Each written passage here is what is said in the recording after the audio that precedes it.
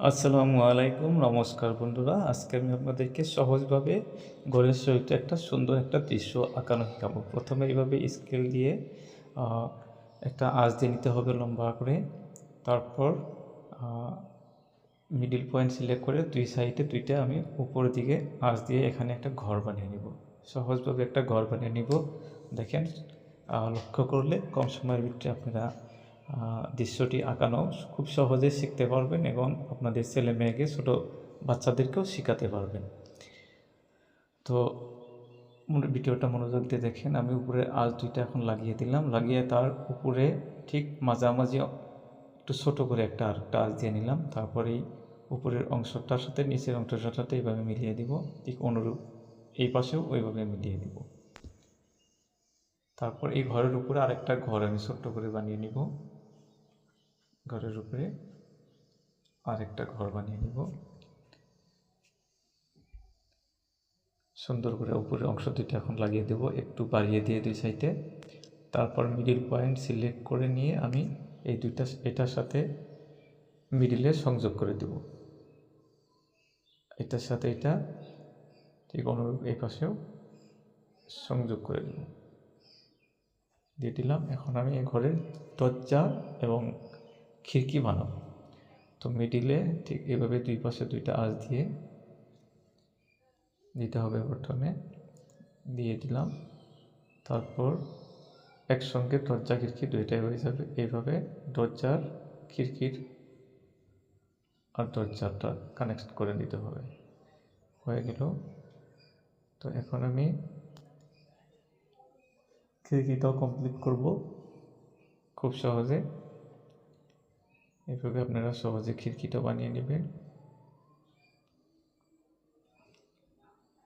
খুব সহজ একটা দৃশ্য, কম সময়ের ভিতরে ছোট ছেলে মেয়েদেরকে শেখানোর জন্য একদম সহজ দৃশ্য, যাতে সবাই আঁকতে পারে খুব সহজে। যার জন্যে আমি এই ছবিটা একদম সহজ করে আঁকছি। সো মনোযোগ দিয়ে দেখুন এবং শিখুন।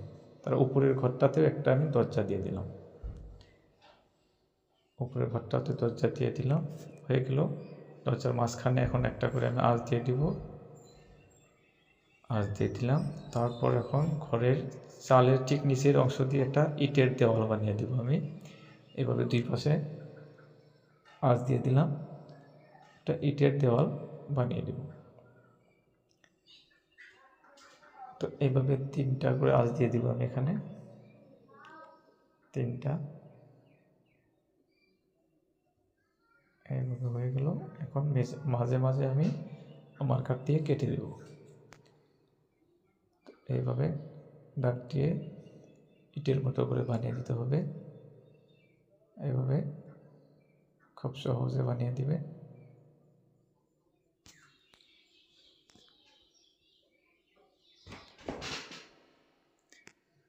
দেখেন, এই পাশে হয়ে গেল। এখন এই পাশে বানিয়ে নিব আমি, খুব সহজেই বানিয়ে নিব।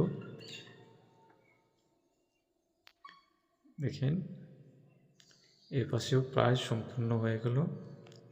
সহজ একটা ইটের দেওয়ালে হয়ে গেল সহজে, ইটের দেওয়াল হয়ে গেল। এখন আমি দরজার দুই পাশ থেকে এইদিকে বেঁকা করে একটা দুই পাশে দুইটা আঁচ দিয়ে দেবো, একটা রাস্তা বানিয়ে দেবো এই পাশে ঠিক বেগিয়ে সুন্দর করে একটা রাস্তা বানিয়ে দিলাম। দেখেন, দৃশ্য প্রায় সম্পূর্ণ হয়ে গেল। এখন আমি খিড়কির মাঝখানে একটা করে আঁচ দিয়ে কেটে দিব, ঘরটা দেখতে আরও একটু সুন্দর লাগবে। তো বন্ধুরা, ভিডিওটা কেমন লাগলো কমেন্ট করে জানাবেন। ভালো লাগলে লাইক কমেন্ট শেয়ার করবেন। ফেসবুকে দেখলে ফলো করবেন, ইউটিউবে দেখলে সাবস্ক্রাইব করবেন। ধন্যবাদ সবাই।